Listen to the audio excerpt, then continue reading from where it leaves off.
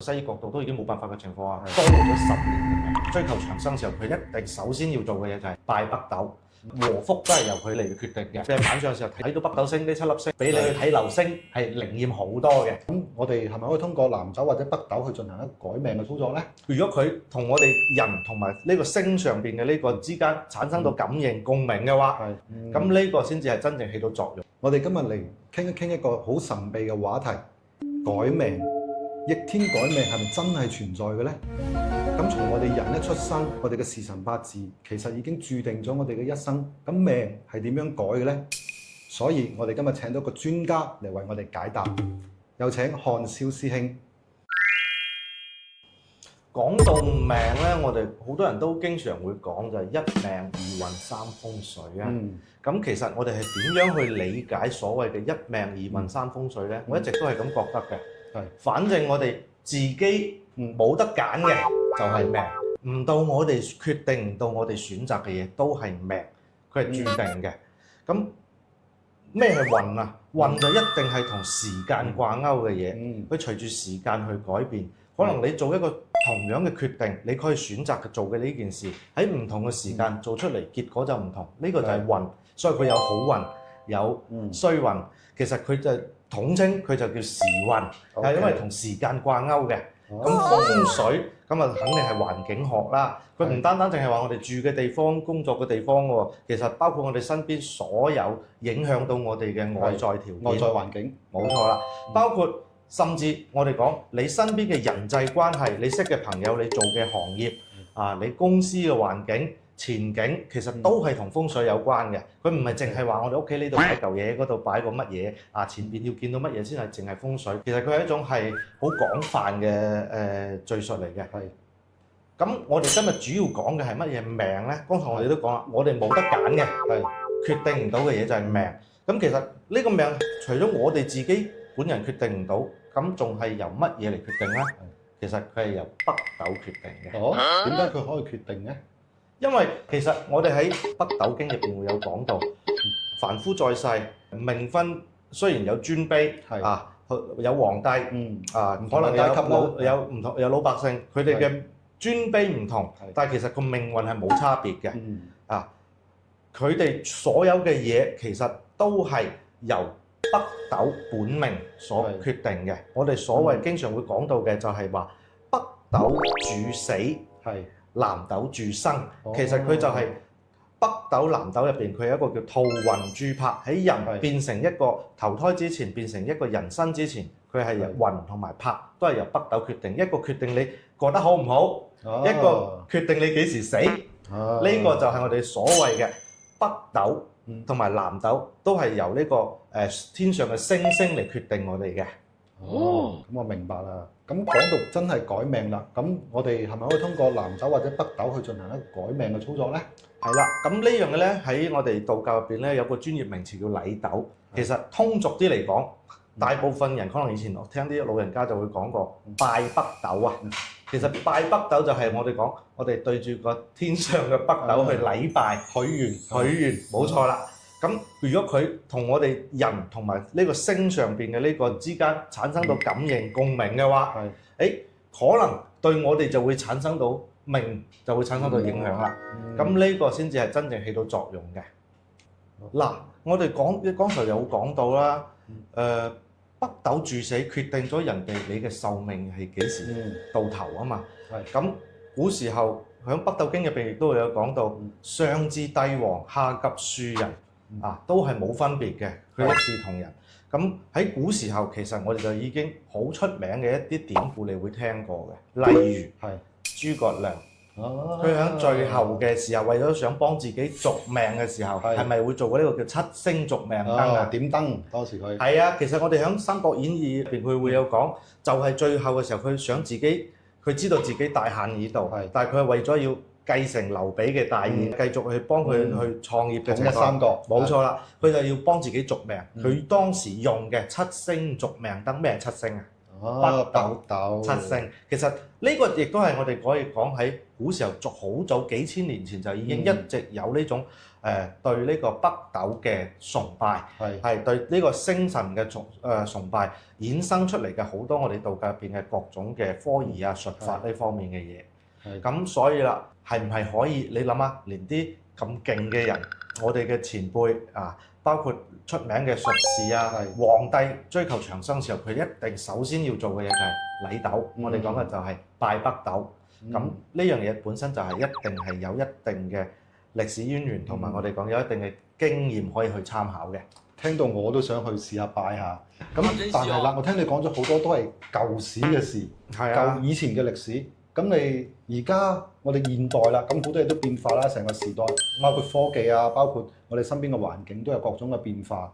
咁而家擺北斗仲有冇用咧？喺呢個現代嘅時候？咁北斗一直都喺天上㗎，冇變過㗎。只不過可能而家光污染嚴重咗，我哋咪睇唔到。係啦，喺城市入邊可能有時會難睇到，但係佢呢個佢係一直存在嘅嘢嚟嘅，我哋唔可以否定佢。佢一直係因為北斗七星，佢對我哋地球之間相互嘅牽引，其實一直係存在住喺度嘅。對每一個人，可能唔同嘅屬性嘅人，佢之間嘅磁場感應佢有唔同嘅。咁但係我喺我自己個人嘅實際工作經驗入邊咧，我亦都做過好多方面嘅呢方面嘅研究同埋去印證。我可以講一啲案例出嚟俾你聽一聽嘅。你講八卦我最中意嘅啦。嗱，其中咧，我有一個我嘅其實係好親嘅朋友嚟嘅，又既係親戚又係合作伙伴啦。佢嘅爸爸早喺10年前，就突然間驗到咗我哋講嘅 cancer。當時佢已經係晚期嘅啦。晚期嘅情況下，當時咧喺西醫嘅角度同佢講，醫生叫佢不如冇必要做任何化療啊呢啲嘢等佢舒服啲啦。係啊，佢就話大概嘅當時喺所有嘅檢查完之後嘅角度就叫佢，你亦都冇必要去做啲太花錢嘅嘢。可能佢嘅時間大概係1年左右，剩翻1年左右喺西醫嘅角度上邊。咁佢哋當時亦都唔敢同病人本人去講呢個事，病人係唔知道自己咁嚴重嘅。咁但係當時啦，佢就過到嚟問我有冇啲咩方法可以令到佢當時差唔多12年前啦，其實而家講嘅情況下，11、12年前嘅時候，我話喺呢啲已經其實喺西醫角度都已經冇辦法嘅情況下，喺我哋古時候嘅喎，我哋話幫佢做禮斗咯，做一個斗燈，不斷咁通過加強佢本命元神嘅光彩同埋北斗去照耀佢，令到佢可以睇下有冇好轉。當時其實預估我哋都係冇底嘅，講真嘅時候，因為呢個係我第一個用北斗呢種咁樣嘅方式，北斗燈儀嘅方式去幫佢哋去做，我哋都係嘗試咁樣去做嘅。估唔到係一直做落嚟之後，你估下最終其實佢係好舒服健康，係冇任何我哋講嘅後遺症咁樣，其實一直係多活咗10年。哇！佢係到最後其實佢係唔似好多我哋講嘅啲長期病患，可能係要癱瘓喺床上邊啊，生活不能自理。其實佢仲好精神嘅。佢前幾年嘅時候，佢臨走前1年，我仲見佢喺街度自己開住部小車，又話去游水啊！我覺得佢嘅面色好似個紅光滿面，就好似個狀態仲好過我咁樣啊！你知唔知啊？咁當時其實我哋都好欣慰嘅佢亦都後嚟肯定知，病人自己都知道自己嘅狀況，但係佢覺得好似我身上冇任何問題，都正常。佢所謂驗到出嚟嘅呢啲各種嘅指標唔正常啫，但係佢嘅生活質量冇改變啊，一樣係咁樣好正常咁生活嘅情況下，我覺得其實佢係咪真係拜北斗做北斗燈儀嘅呢種方式，當佢可以見到佢嘅孫出埋世，咁就安樂啦，安樂晒。係啦，然後佢走嘅時候其實都唔冇任何話好痛苦嘅嘢啊嘛，佢覺得所有嘅生命都完結咗啦，咁樣佢係瞓住咗咁就咁走嘅，所以冇任何痛苦。其實我覺得係呢種都係叫善終嚟嘅。咁起碼佢第一個佢喺世上嘅時候唔辛苦，又多活咗10幾年，咁我覺得已經係賺咗好多啦。以當時嘅西醫角度同佢講話，哇，剩翻因為已經係晚期第4期，哇，可能都係剩翻1年嘅時間左右。咁但係佢舒舒服服。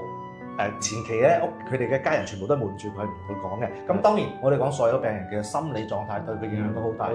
咁但係啦，一直嘅指標都係唔好嘅。喺西醫角度驗各種嘅嘢都係話有惡化，有點數據上係唔健康嘅。但係人係冇問題就得啦。我覺得你可以每日仲可以去健身、去旅遊、踩單車、游水。我覺得嗱呢啲就係我哋講真正嘅叫做真係七星續命燈啦。我呢個係真正嘅改命，冇錯。咁當然啦，好多時候唔單單淨係話我哋話係咪真係只有係病到最後嘅時候求北斗去到續命咧？其實北斗唔單單我哋講佢記住我哋嘅死，係注定我哋嘅生死，亦都係禍福都係由佢嚟決定嘅。即係運氣都係由佢嚟。係啊，福禍相依啊嘛。我哋嘅生活質量好定係唔好，其實都係由北斗決定嘅。所以有啲人平時話：哇，我硬係頭頭碰着啦，特別克制，係啦，運滯。其實佢就係因為我哋該做嘅正確決定嘅時候，我哋冇去做，把握嘅時機錯咗，又或者係唔應該做嘅呢件事，突然間腦袋發熱，好衝動咁去做，佢得出嚟嘅結果就係差嘅。咁但係我哋亦都可以嘗試用北斗燈，響自己覺得哇，點解我每一次好似做呢啲項目、做呢個決定都係衰喺臨門一腳？喺呢個時候做呢啲，我哋講做北斗啊、本命燈儀啊，佢反而係可以起到一個突然間可能你嘅靈感啊，對某一啲敏鋭度嘅事，就似叮一聲，冇錯啊！你好似突然間覺得呢個時候我一定要去做呢件事嘅，你可能呢件事反而你會係正確嘅。以前唔係喎，以前係淨係衝動咁去做，你冇頭緒、冇焦點嘅，冇去思考嘅。但係我哋講，除咗唔係話真係靈光一現啊，或者點樣，起碼我哋每一次出嚟嘅結果，佢係慢慢好轉嘅。呢啲亦都係我哋身邊而家好多朋友，佢哋話特別克制嘅朋友嘅時候，佢話我想改運啦，我話我想改命，我改命我就幫你改唔到，命係注定咗嘅。但係我哋佢係幫你係改到你嘅運，就係運嘅意思係你喺選擇做某一啲事嘅時候嘅時機把握得啱，佢嘅結果就可以好噶啦。咁所以啦，做北斗本命燈又好，或者你係誦北斗經經常去了解呢本北斗經入邊佢每一個道理。佢因為北斗經入邊佢會講咗好多嘅道理，包括我哋講每個人嘅命運，佢除咗我哋講福禍係由北斗注定嘅，生死亦係注定嘅。到大限嘅時候會係又係點樣嘅？我哋有啲咩？凡有急事相求啊嘛，入邊會講即刻你就要着水桂花，即係斟水攞啲鮮花係啦，去北斗求啦。去求嘅時候，如果你係誠心嘅感應得到北斗啊，你特別係晚上嘅時候睇到，真係突然間你去求嘅時候，你感應到可能睇到北斗喎，北斗星呢7粒星喎，呢個時候可能我哋講你去許願，俾你去睇流星飛過嘅時候係靈驗好多嘅。咁下次我都真係去睇下先得，不過可能要去郊外。冇錯，我哋經常就講到話改命要靠拜禮斗、拜北斗啊。咁你又知唔知道北斗？我哋成日都會講北斗七星，北斗七，其實北斗係咪真係得7粒星？唔係得7粒星咩？因為我睇北斗神拳好似得7粒星嘅啫喎。係啊，嗱，因為咁啱先，而家就係準備馬上到9月，農曆嘅9月。9月嘅9月初1至初9，我哋叫九皇誕。其實九皇誕係北斗九皇。點解會多咗2個嘅？係啦，嗱，其實北斗七星係我哋肉眼睇得到嘅係7粒星，係有2粒隱星嘅。而呢粒星係啱啱喺北斗嘅斗柄嘅左右兩邊隱藏住。呢2粒星我哋會可以講一講啦。例如北斗第1粒咧叫貪狼啊嘛，第2粒咧叫巨門星啊嘛。第3粒叫祿存，第4粒咧就叫文曲，第5粒係廉貞星，第6係武曲星，第7粒就係破軍啦。咁剩翻嘅第8係乜嘢咧？其實佢係外父星，第9粒咧係內弼。咁呢2粒星咧，佢係代表嘅係2粒隱形嘅，肉眼睇唔到，但係佢係真實存在嘅星嚟嘅。所以北斗七星加最後嘅左父右弼或者內父外弼呢2粒星加埋一共就係9粒星，所以先至叫做北斗九皇。我哋9月初1至初9就係北斗九皇誕，就係道教入邊經常我哋要去拜北斗九皇嘅，即係好適合嘅呢個時間。呢個時候係最重要嘅。我哋講1年嘅春秋兩季禮斗拜北斗嘅情況下，特別係9月初1至初9，佢呢個就係我哋講做拜北斗嘅時候嘅最佳嘅時候嚟嘅。咁呢9粒星有冇各自嘅含義或者對應嘅一啲嘢咧？咁當然有啦，我哋剛才頭先都講過，佢唔同嘅星對應住嘅，其實會對唔同嘅人係有唔同嘅影響嘅。後嚟我哋通過一啲我哋嘅前輩先人，佢哋會去總結咗出嚟，喺北斗經入邊都會有講到嘅。其實對應嘅就係我哋12生肖唔同生肖屬性嘅人。係。首先我哋講嘅第一粒貪狼星，佢對應嘅就係屬鼠嘅人。咁然後啦，到第二粒巨門星，佢就對應嘅屬牛同埋屬豬嘅人。第三粒祿存星，佢對應嘅就係屬虎同埋屬狗嘅人。第四粒文曲星，佢就係我哋屬兔同埋係屬雞嘅人。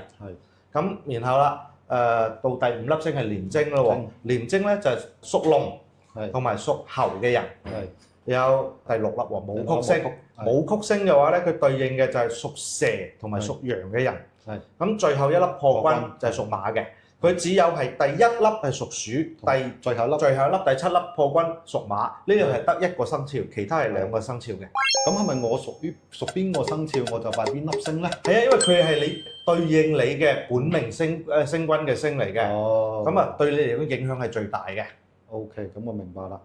咁我哋就講咗啦，呢個7粒星，包括北斗啊、9星好、7星好，成個構成，成個對我哋人嘅影響。咁講到最重要，我哋嘅一個章節啦，就係拜喺北斗，其實關鍵係點樣拜咧？係咪有啲好嚴謹或者好神秘嘅儀式㗎？你話佢神秘，其實係因為佢哋入邊嘅含義各方面有好多。咁當然啦，喺道教嘅科入邊，佢係好嚴謹，佢係需要嘅係嚴謹。咁所以啦，包括我哋講以上天星係一個形狀嚟啊嘛，對應地下要成為下影為一個像。咁我哋就係用燈，用我哋蠟燭或者用燈去佈成呢一個星嘅呢個陣圖，去同佢相互天地之間呼應。所以啦，我哋講點解經常會擺北斗燈，續命燈又好，燈嘅儀式，其實最重要嘅就係我哋要擺好咗個燈陣先。咁除咗我哋講有北斗南斗，北斗係七粒燈，南斗係6粒燈。咁呢個形式之外咧，仲有斗燈嘅形式，都係佢嘅科儀入邊對應唔同嘅即係我哋喺做嘅時候，佢有唔同嘅儀式，中間可能會包括各種要去告嘅符命啊，上嘅疏文啊，要念嘅唔同嘅咒語又好啊，經文啊，咁佢都會係好嚴謹嘅一個儀軌程序嚟嘅。咁就普通人可能好難做呢個咧。一般情況下，我哋都係要經過有受錄嘅同埋有正統即係正規嘅道教傳承嘅一啲道師傅，冇錯啦，由佢哋嚟到去主持呢一個咁樣嘅儀式，先至會有最佳嘅效果。因為咧我自己都有時會八卦嚇，喺網上睇到啲台灣啲廟宇咧，有時佢哋拜，佢中間會擺一桶米，跟住裝咗好多唔知係啲法器啊定嗰啲嘢喺度嘅。咁佢呢個係咪又係北斗其中一種形式？冇錯啦，我哋講咧呢種咧，其實佢係一個微縮嘅宇宙模型嚟嘅。我哋講嘅呢個叫呢個米桶，其實就係斗米斗。所以啦，因為呢個斗佢係以前我哋裝米噶嘛，古時候嘛，斗其實同星上嘅星斗係同一個字，所以啦佢就用咗呢個斗嚟到對應星星嘅宇宙。所以啦，你會首先一個方形嘅米斗，佢入邊會裝曬米，米係代表成個宇宙入邊無數嘅星星。呢個所有嘅米都係星星嚟嘅，佢係濃縮嘅一個微縮嘅宇宙模型。咁呢個喺呢個斗上面，佢仲會插住好多嘢。其實最常規應該要有嘅係乜嘢咧？首先呢個斗嘅左邊，佢係一把金屬嘅劍，其實就係代表嘅右為白虎，金屬噶嘛。白虎就對應嘅就係金屬嘅嘢。咁佢嘅左邊係我哋講嘅係一把木尺，佢係木嘅嘢，佢係代表青龍，等於龍，因為冇錯，青龍係屬木，青色嘅嘢，佢係屬木嘅。前邊有一把紅色嘅鉸剪，就係朱雀，火，冇錯啦。背後仲有一個黑色嘅秤砣。佢有把秤同埋一個秤砣，佢係好厚重噶嘛。呢個係代表玄武，佢係水嘅，冇錯啦。佢就前後左右就係左青龍，右白虎，前朱雀，後玄武，冇錯啦。咁但係除咗呢4個，我哋個4獸護住呢個斗桶之外，仲有中間就好重要啦，有呢個牌位啦。呢個牌位即係可能佢係供奉嘅係邊個人嘅本命元神位，亦都可能係供奉嘅就係呢個我哋要尊敬嘅北斗九王星君咁樣啦。咁佢呢個牌位上邊，佢個牌位前邊仲要有一塊鏡。係呢塊鏡嚟做咩嘅咧？做咩嘅咧？因為呢塊鏡其實就係我哋講要將呢佢嘅光明向外反射放大出嚟。哦，佢係放大呢個宇宙嘅，將呢個我哋講希望得到嘅能量放大佢。係一個放大器。冇錯啦，其實佢就係一個衛星放大器一樣，仲要有一個油燈或者係一個蠟燭嘅燈喺佢嘅牌位前邊，通過一塊鏡放大呢個反射呢個光明出嚟。佢呢種啦，就我哋最基本嘅就係斗燈就係咁嚟㗎啦。哦，咁我明白啦。係，咁漢先生，你頭先咧就講咗好多關於北斗啊、成個儀式啊、拜嘅時候係點樣做啊。咁作為我哋即係我哋普通嘅信徒或者普通人咧，我哋參與呢個法事嘅時候，可以做啲乜嘢咧？除咗你哋幫我哋做嘅嘢之外，嗱，其實我哋先要了解我哋講嘅禮斗又好啊，即係我哋講嘅拜北斗呢個科儀，其實咧佢本身係源於我哋自己嘅門派係青微禮斗科，係屬於青微派嘅。係。咁我哋會有專門一個科儀叫青微禮斗科。咁佢入邊就會涉及到，例如從開壇灑淨，咁然後啦又要有曝光塔斗。咩叫曝光塔斗啊？其實就係腳步。我哋要跟住天上嘅星斗嘅位置去完成一系列嘅動作，咁呼應好啦，引動咗呢個磁場之後啦，咁我哋可能需要去告知，例如我哋講我哋要去告符啊，我哋要去照帳又好，點都好啦，我哋要將所有嘅今日要講嘅事情，求嘅係乜嘢原因啊，希望得到乜嘢，要同北斗星君要講清楚啦，即係我嘅願望要講清楚。係啦，咁但係你淨係許願，你覺得誠意唔夠喎？我哋呢度每一個科入邊其實有一個好重要嘅地方，一定會仲要係包括我哋嘅普通嘅信人信眾，我哋自己作為師傅都經常要做嘅，喺科入邊都要做到嘅就係叫做拜懺。拜懺係真係點啊？拜懺其實我哋亦都係叫類似一種叫做懺悔嘅科儀，係對自己之前、當下或者過去做過嘅所有嘅一啲你可能知道或者唔知道嘅錯事，自己要全部講出嚟。其實佢有一個完整嘅科嘅，即係包括呢個懺悔嘅過程，其實就係對自己所有要認識自己有邊啲錯誤啊，我哋以後唔可以再犯。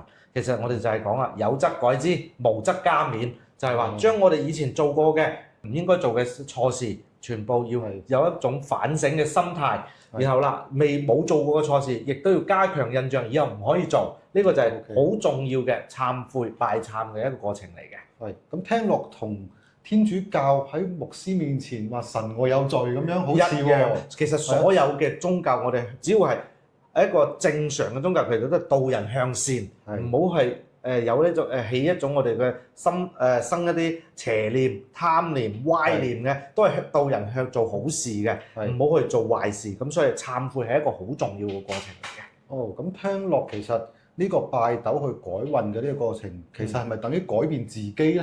冇錯啊！咁其實你話淨係同佢個星許願，人哋點解要聽你講咧？其實就係通過呢個成個完整嘅過程，你去了解星斗對我哋會產生乜嘢影響，例如福禍、生死啊呢啲咁樣嘅過程，其實每一樣嘢都係因為我哋嘅一個念頭，一個做咗嘅一件事，佢產生到對我哋自身嘅影響嚟㗎嘛。當我哋無論係上邊決定咗嘅嘢，如果我哋而家表現咗我哋嘅決心，我哋要做得更好，有更好嘅積極性，咁自然佢就會將我哋嘅福嘅事會增加多啲，你嘅壽會延長啲，有個好嘅結果。冇錯啦。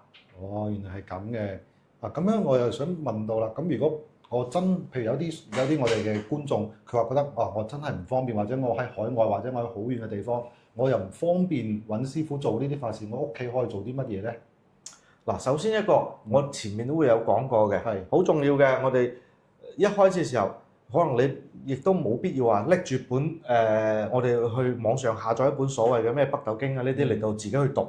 其實我係唔建議隨便咁去網上下載，因為可能好多有錯誤嘅地方，又或者有啲人會係讀呢啲經，你基本上全部係古文，你讀唔明，好難明。一定要有我哋講有師傅去帶你哋，我哋講嘅過經，過經就係帶住你讀一次，讀完之後你慢慢去通過次數多咗之後再去了解。其實最簡單嘅，冇任何事情都可以做嘅，你要搞清楚自己嘅生肖屬性。